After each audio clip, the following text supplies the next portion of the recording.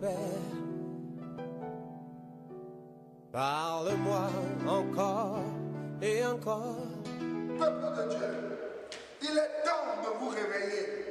Il est temps de s'accrocher à la parole de Dieu. Bien-aimé, Dieu nous a laissé qu'une seule parole.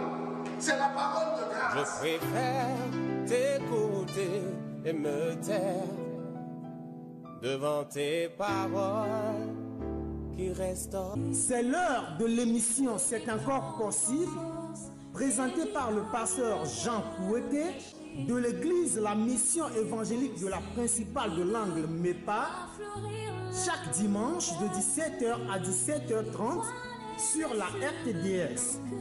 L'église évangélique de la principale de l'Angle MEPA est située à Bekota, non loin du lycée Bekota, en face de la clinique Notre-Dame de la Miséricorde.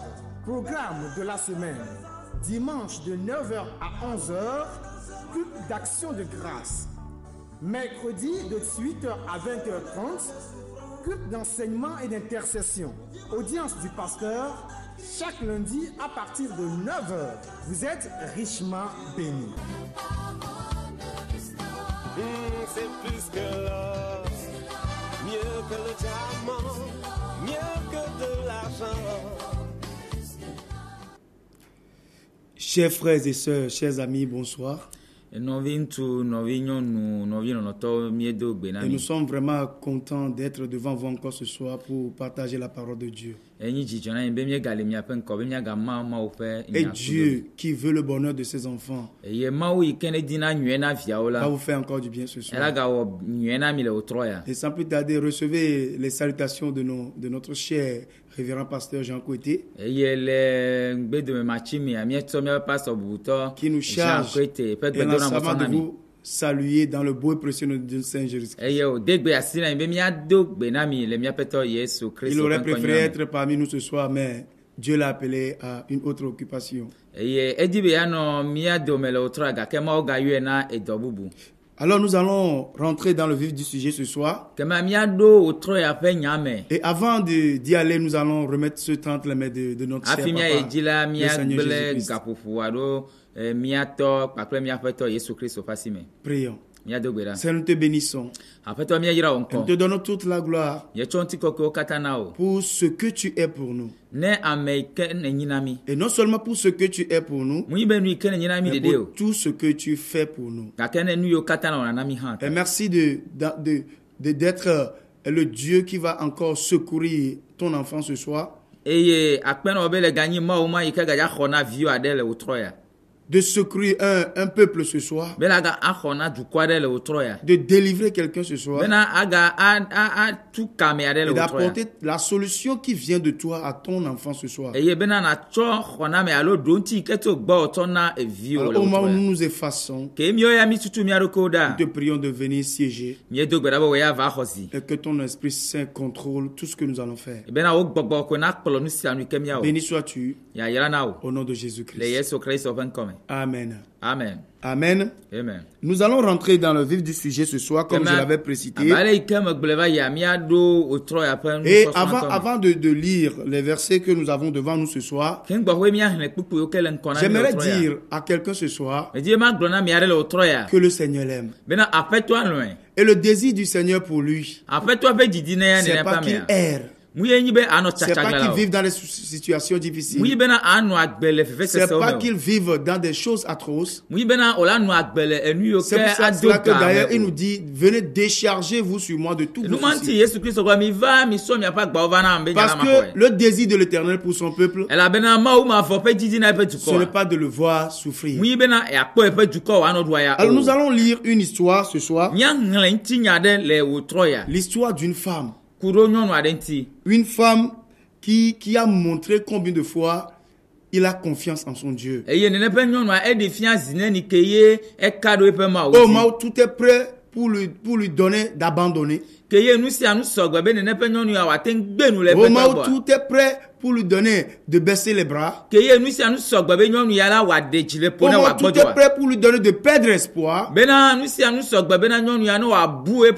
On a vu Et on verra bientôt que cette femme ne s'est pas laissée bleuie par l'ennemi, bleuie par les hommes que l'ennemi utilise pour pouvoir lui faire du mal.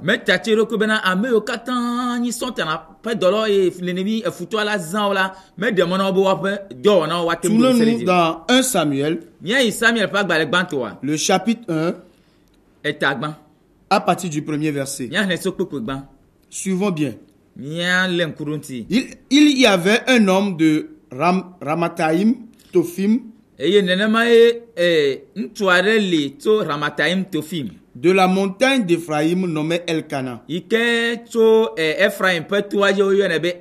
fils de Jéroam, fils d'Eliou, fils de Tohu, fils de Tsu, Ephrasien. Il avait 2 femmes, dont l'une d'elles s'appelait Anne et l'autre Pénina. Pénina avait des enfants, mais Anne n'en avait point. Chaque année, cet homme montait de sa ville à Silo pour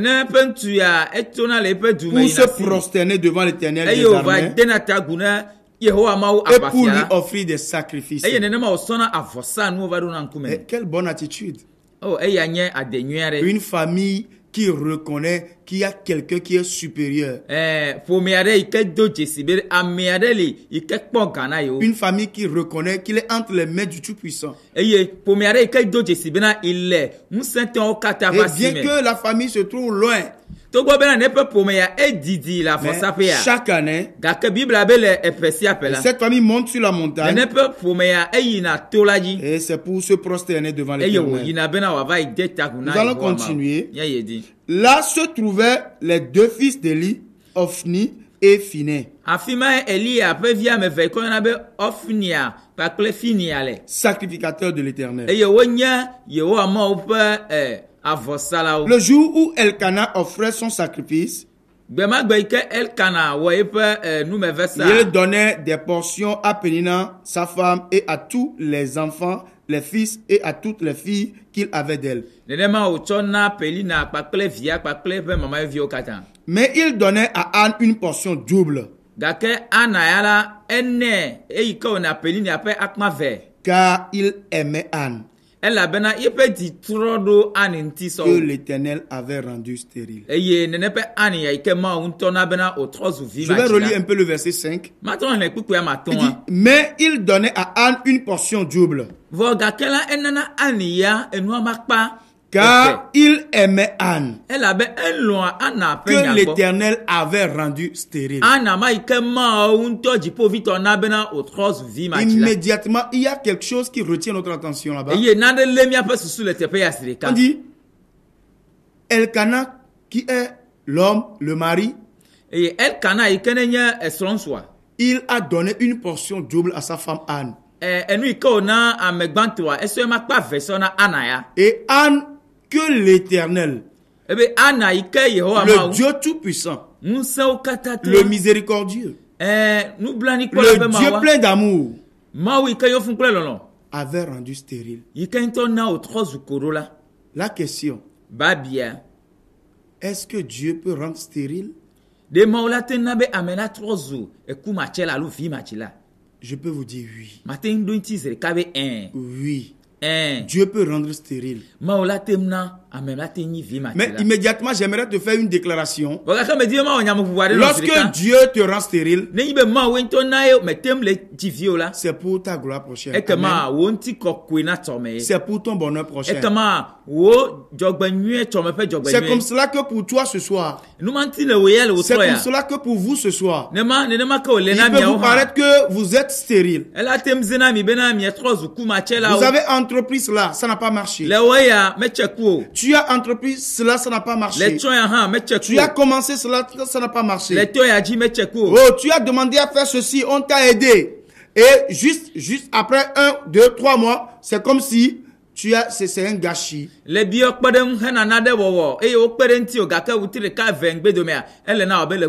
Laisse-moi te dire que c'est pas encore fini pour toi. Ce n'est pas encore fini pour toi. Et nous avons vu ici que l'Éternel a rendu Anne stérile.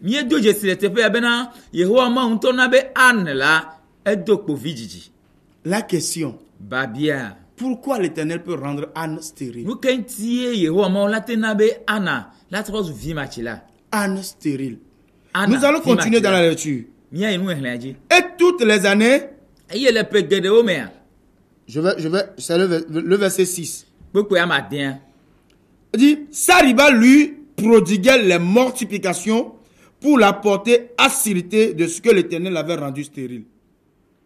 Sa rivale, sa co-épouse. Parlant de Pénina. Parce que Pénina et Anne étaient les deux femmes de Elkana. Et la Bible nous faisait savoir ici que Pénina, elle a des enfants, filles comme garçons. Alors qu'Anne n'en avait pas. Et Pénina mortifiait Anne et la portait assiduité contre l'Éternel. C'est comme ça que toi aussi, autant que tu es, les hommes se moquent de toi aujourd'hui. C'est comme cela pour vous. Les gens se moquent de vous. Toi aussi, tu es parmi les hommes. Toi aussi, tu es parmi les femmes. Dis-tu que toi aussi, tu es chrétien? Tu peux te prénommer chrétienne? Laisse-moi te dire, devant toutes ces interrogations, devant toutes ces mortifications, devant toutes ces moqueries, ne te laisse pas abattre. Ne te désespère pas. Ne te décourage point. Parce que nous allons voir la suite tout de suite. La rivale de Anne faisait tout pour que Anne sortait d'elle-même. Elle faisait tout pour que Anne s'énerve contre l'Éternel son Dieu. Dans quelle situation vous trouvez-vous ce soir? Ou pensez-vous que c'est fini pour vous? Et les gens vous ont donné à vous énerver contre Dieu. Les gens vous ont donné à maudire Dieu. Mais j'aimerais vous dire, repentez-vous et revenez à l'Éternel. Parce qu'il est prêt. Il est prêt à vous restaurer. Il est prêt à vous restaurer. Parce que c'est un Dieu de restauration. Sa rivale lui prodiguait des mortifications pour la porter assiduité de ce que l'Éternel avait rendu stérile.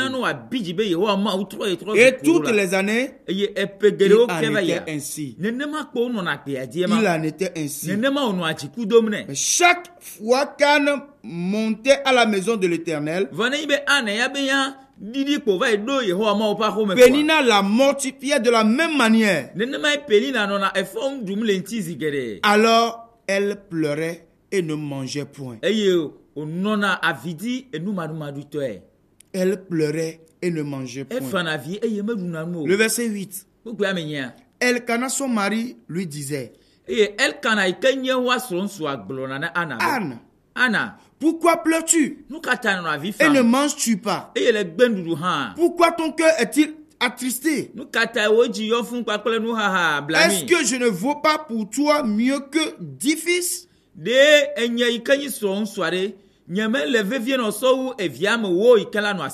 Le verset 9. Anne se leva après que l'on eut mangé et bu à Silo. Le sacrificateur Élie était assis sur un siège près de l'un des poteaux du temple de l'Éternel. Et l'amertume dans l'âme, elle pria l'Éternel et versa des pleurs. Alléluia. Amen. Nous allons voir quelque chose ici. Au moment où tout le monde se moquait de Anne, au moment où tout semble fini pour elle, au moment où Anne était devenue un sujet de moquerie, au moment où elle était devenue un sujet de problème pour ses proches, Anne allait prendre une décision. Et quelle est cette décision que Anne a prise? Anne a décidé non pas abandonner, non pas pour désespérer, mais Anne a pris une décision. Et cette décision, c'est d'aller vers son Dieu, c'est d'aller vers l'Éternel, c'est d'aller vers le Tout-Puissant, c'est d'aller vers celui qui est capable de changer la situation. Elle ne s'est pas accrochée sur l'amour de l'homme qui est son mari. Elle ne s'est pas accrochée sur les sentiments nobles que portait son mari envers elle.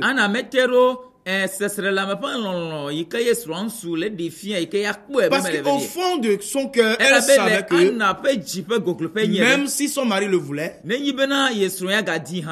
il ne peut rien changer dans sa vie. C'est seulement l'Éternel des armées, c'est lui qui peut combattre pour elle. Et nous voyons ici que Anne a pris une décision. Anne a pris une décision. Et le verset 10 dit, et l'amertume dans l'âme, elle pria l'Éternel et versa des pleurs. Quelle est ta décision? Que décidez-vous lorsque les gens vous calomnient? Que décidez-vous lorsque les gens se moquent de vous? Que décidez-vous lorsque vous portez raillerie aux hommes?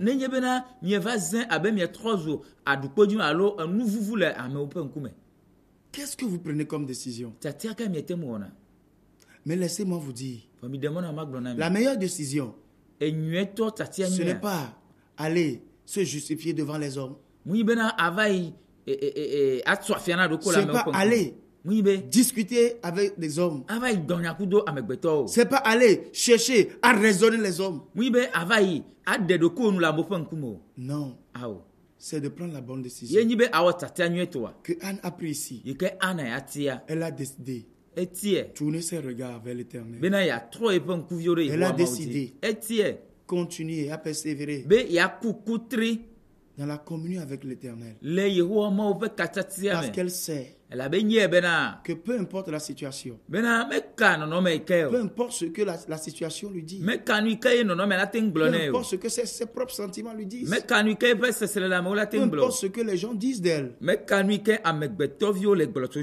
l'Éternel a le dernier mot dans sa vie. L'Éternel a le dernier mot dans sa vie. Le verset 11. Elle fit un vœu en disant, Éternel des armées, si tu daignes regarder l'affliction de ta servante, si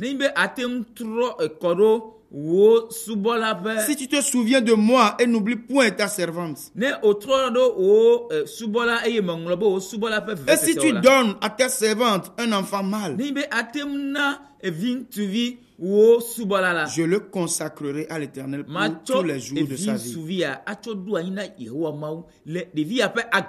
Et le rasoir ne passera point sur sa tête. Et comme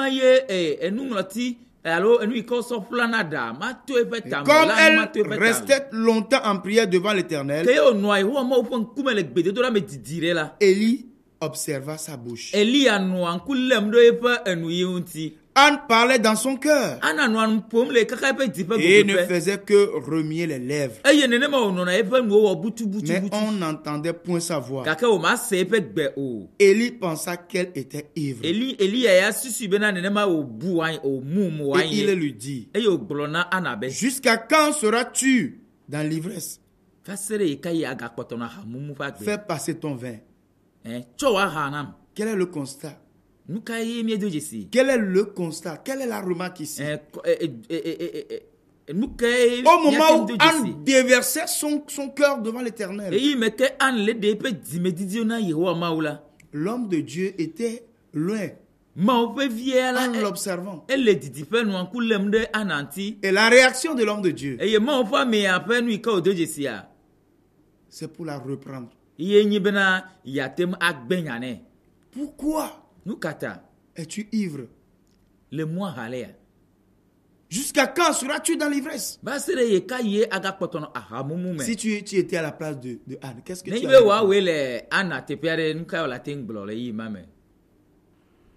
Enfant de Dieu, il est temps pour nous d'user d'humilité.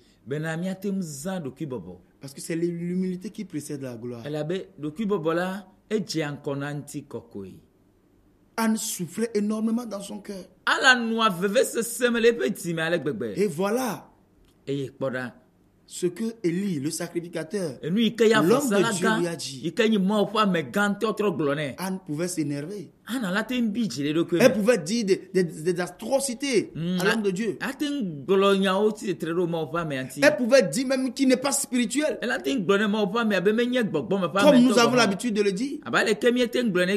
Aujourd'hui, quand nous traversons des situations et que un homme de Dieu vient, il nous dit des choses et que nous voyons que les choses là ne nous agréent pas, on commence par lui dire des choses pas croyables. Mais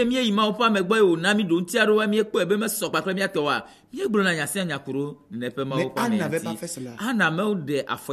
Anne n'avait pas agi de la sorte. Écoutez la réponse de Anne. La Bible dit au verset 15. Anne répondit, non, mon Seigneur. Je suis une femme qui souffre en son cœur. Et je n'ai bu ni vin ni boisson enivrante. Mais je répandais mon âme devant l'Éternel. Quelle humilité! Est-ce que vous êtes humble dans votre situation? Ou vous êtes aigri contre les hommes? Contre vos proches? Contre votre pasteur? Anne n'avait pas fait cela. Humblement. Elle avait répondu à l'homme de Dieu qu'elle est une femme qui souffrait énormément dans son cœur. Qui était venue simplement déverser son cœur devant l'Éternel. Ne prends pas ta servante pour une femme pervertie. Car c'est l'excès de ma douleur et de mon chagrin qui m'a fait parler jusqu'à présent.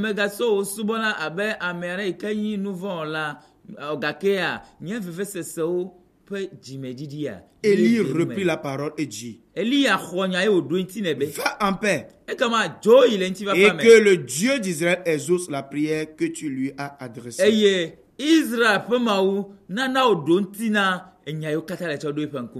Elle dit, que ta servante trouve grâce à tes yeux. Et cette femme s'en alla. Elle mangea et son visage ne fut plus le même. Alléluia. Nous allons remarquer quelque chose ici.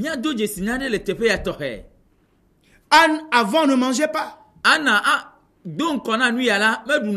Anne était une femme qui pleure chaque fois. Et tout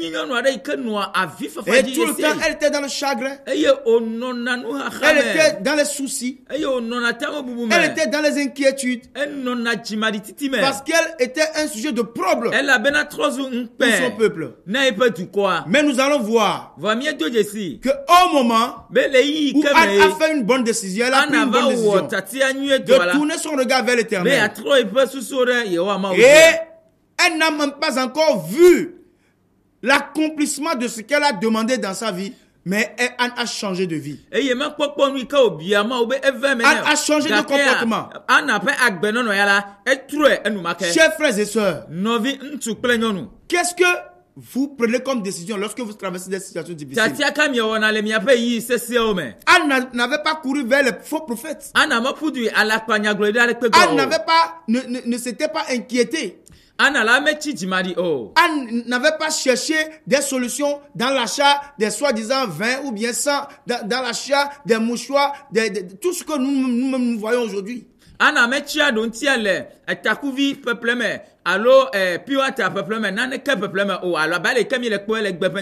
bien au contraire, Anne s'est attachée à son Dieu. Anne s'est attachée à l'Éternel, celui qui a la capacité de changer les choses dans sa vie.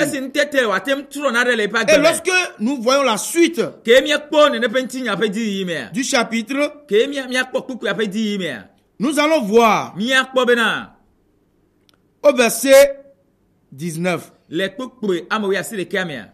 se levèrent de bon matin et après s'être prosternés devant l'Éternel, ils s'en retournèrent et revinrent dans leur maison à Rama.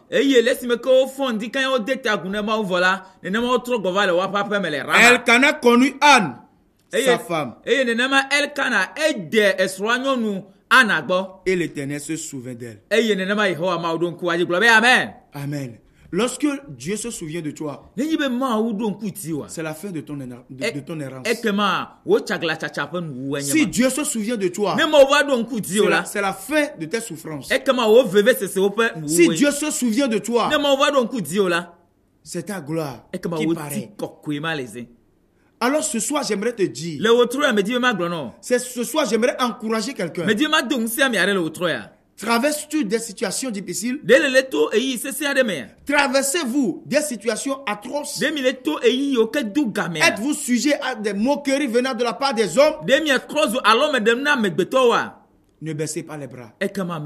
Ne vous inquiétez pas. Ne doutez pas de l'Éternel. Approchez-vous de Dieu. Parce que Dieu a un plan pour ta vie. Dieu a un plan de bonheur pour ta vie. Dieu veut te faire du bien. Ne baisse pas les bras. Ne te décourage pas. Ne te désespère pas. Anne n'avait pas désespéré. Le résultat, c'est que Dieu s'est souvenu d'elle. Et lorsque nous suivons la suite de ce chapitre, au verset 20, la Bible dit, dans le cours de l'année, Anne devint enceinte et elle enfanta un fils qu'elle nomma Samuel.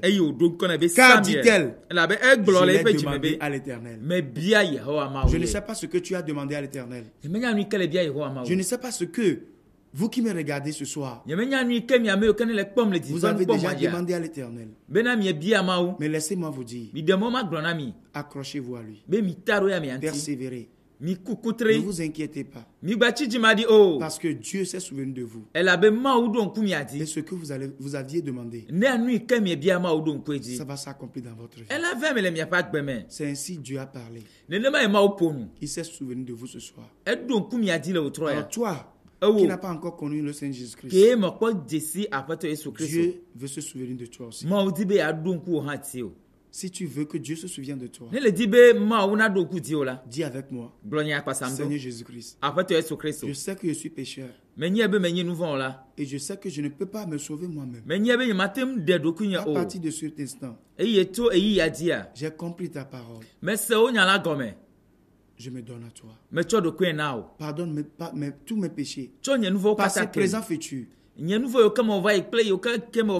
Je t'accepte comme mon Seigneur, mon Sauveur. Écris mon nom dans le livre de vie. Maintenant et à jamais. Au nom de Jésus-Christ. Si tu as fait cette prière, rassure-toi. Tu rentres dans le plan de Dieu pour toi. Et au moment opportun, Dieu se souviendra de toi selon son plan pour ta vie. Restez bénis. Et ne vous inquiétez plus de rien. Parce que Dieu est pour vous. Dieu est pour vous. Il est pour vous. Shalom. Shalom. Et allons nous voir à la semaine prochaine. Amen. Amen. Je veux t'écouter, ô Père. Parle-moi encore et encore. Cette émission vous a été offerte par la mission évangélique de la Principale de l'Angle en collaboration avec l'Institut de théologie appliquée MEPAITA, 6 à l'étage de l'immeuble La Maison de la Grâce Souveraine de Dieu, en face de la clinique Notre-Dame de la Miséricorde, non loin du lycée de Bekota. Téléphone 90 04 70 10 22 37 97 52 22 37 97 53. Email mepaita926@gmail.com. Boîte postale 35 98 Lomé, Togo. Que Dieu vous bénisse.